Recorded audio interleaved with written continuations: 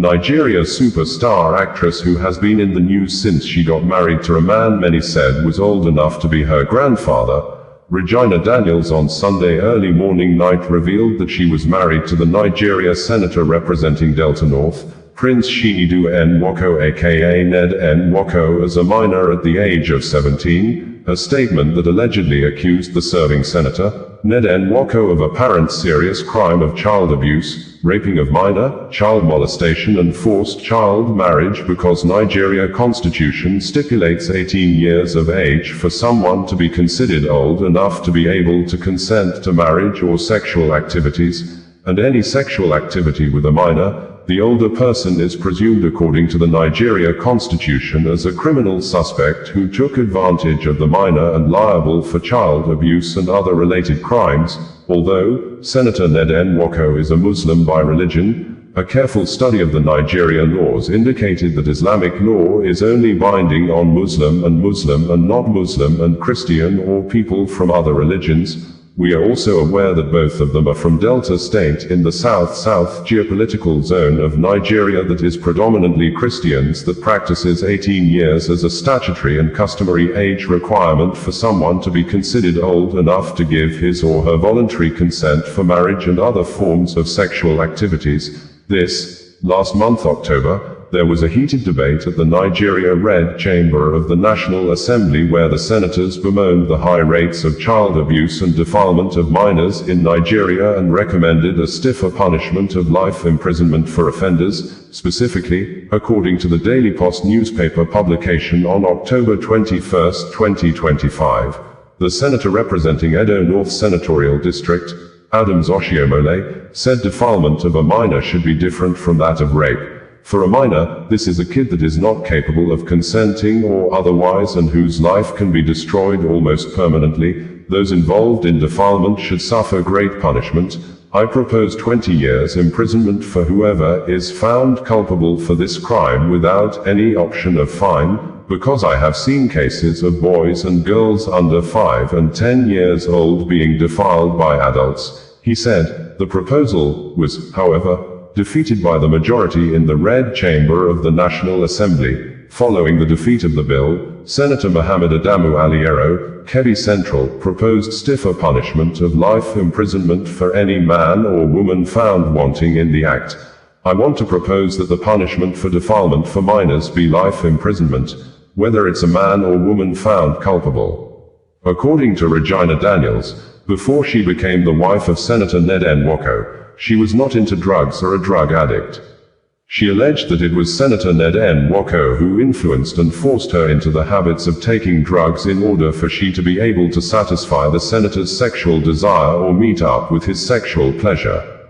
Verbatim, Regina Daniels said, "Dearest ex-husband, thanks for breaking the crown you put on my head.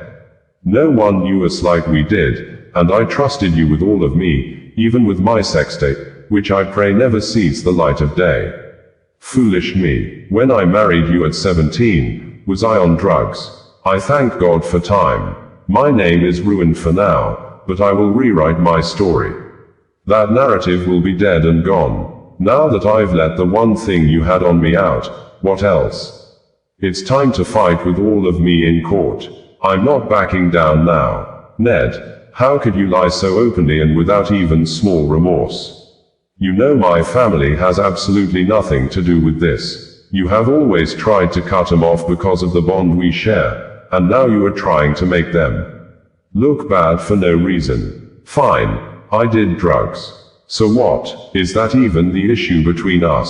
The moment we had a fight, you rushed to the public shouting, drugs, drugs, drugs, because you knew it would make a perfect story for the media. Something dramatic enough to distract everyone from the real issue. You want to find a reason to arrest everyone around me so that I will have no one left beside me, no friend, no support, no safe place to turn to. Then, when I'm completely isolated and broken, I will be forced to come back to you because I will have nowhere else to go. That has always been your strategy. Break people down, make them weak and powerless, and then have your way with them. But guess what? It's not going to work this time. Not anymore. You say you want me to go for rehab, but you are the same Ned who always wanted me high because, in your words, Lem, sexier, when I'm high. You like me that way because it made me wild and romantic, exactly how you wanted me to be. Why don't you also tell them how you force yourself on me whenever I say no? Why don't you tell them how you lock me up, seize my phones, and suddenly declare me mentally unstable the moment I say I no longer want to be in this relationship? But once I change my mind just to get out of that locked room, suddenly Lem fine again, Lem no longer mentally unstable, and apparently not in need of rehab anymore.